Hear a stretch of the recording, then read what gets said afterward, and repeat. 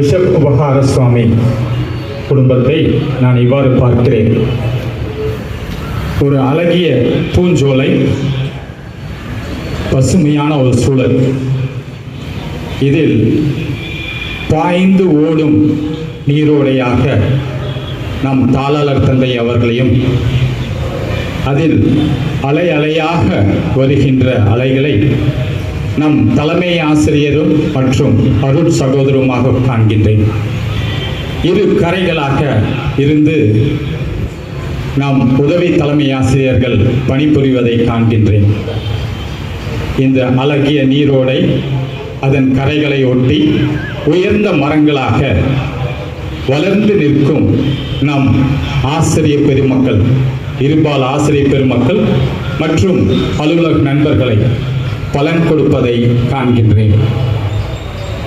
அதற்கடியில் பசுமை புல்லாக சிறு செடிகளாக மலர்களை சொரிந்து அழகுறும் ஒரு சூழலாக மாணவ செல்வங்களாகிய உங்களை காண்கின்றேன்.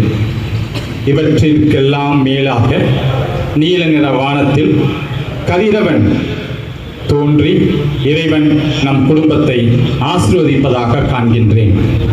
இந்த நல்ல சூழலுக்காக இறைவனை நன்றி பாராட்டும் இத்தருணையில் உங்கள் அனைவருக்கும் என்னுடைய காலை வணக்கத்தை உரித்தாக்கிக் கொள்கிறேன். Good morning students. இன்று இருவேறு தகவல்களை ஒன்றுபட உங்களிடம் சொல்ல ஆசைப்படுகிறேன். உங்களையும் சிந்திக்க அழைக்கின்றேன். Be a player and don't be playful. Be a player and don't be playful. நம்மளுடைய வடக்கு குறு விளையாட்டுகளுக்கான ஒரு பயிற்சியில் நீங்கள் அனைவரும் ஈடுபட்டிருக்கிறீர்கள். நிறைய மாணவர்கள் ஃபுட்பால், வாலிபால், பாஸ்கெட்பால், த்ரோபால் போன்ற கேம்ஸில் உங்களையும் ஈடுபடுத்தி கொண்டு அதற்கான ஜெர்சி கூட சிலர்லாம் வாங்கிட்டீங்க. பூட் மற்றும் உங்களுடைய திறன்களை மேம்படுத்தி நாளுக்கு நாள் உயர்ந்து கொண்டிருக்கிறீர்கள். This is called a player. இப்போது கூட இன்று காலையில் முதல் தலைப்பே மது பார்க்கர், நமக்காக வெண்கலம் வென்ற வீராங்கனை, துப்பாக்கி சூடு. இந்திய ஆண்களுக்கு கொஞ்சம் கலக்கமாகத்தான் இருக்கிறது.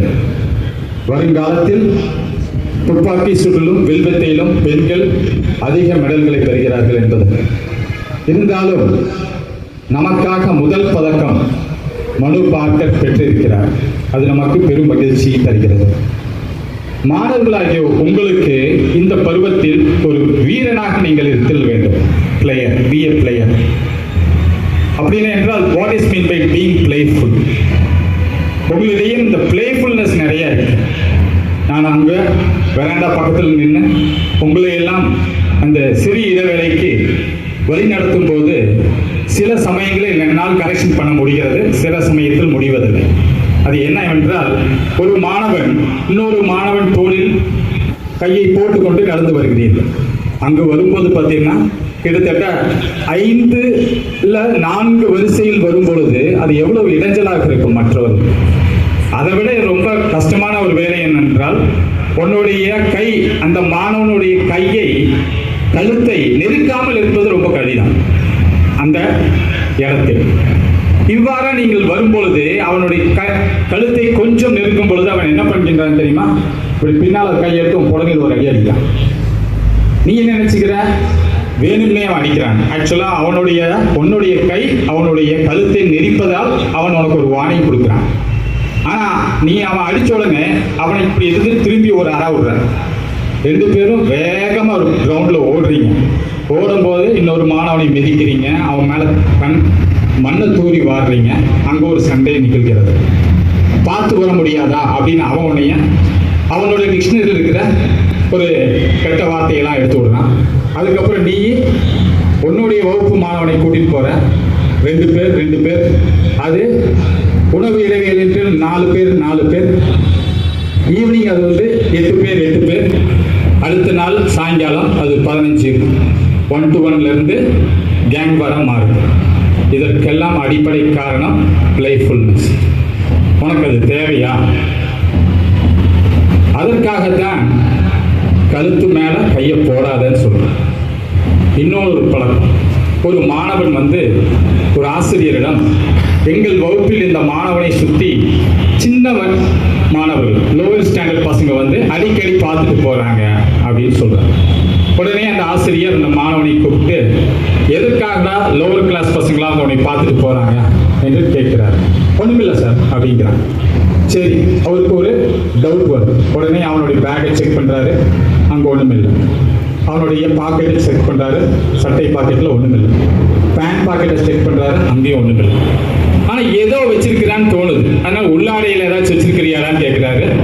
உள்ளாடையில இருக்கிற பாக்கெட்ல ஒரு பாக்கெட், அதை வெளியெடு.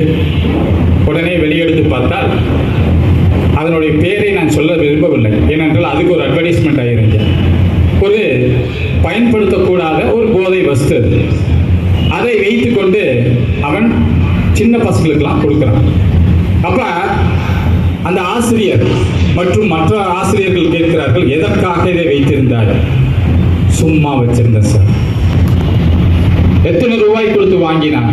வாங்கல சார், எங்க வீட்டு பக்கத்துல இருக்க ஒரு அண்ணன் கொடுத்தாரு. எதுக்குடா கொடுத்தாரு? சும்மா கொடுத்தாரு சார்.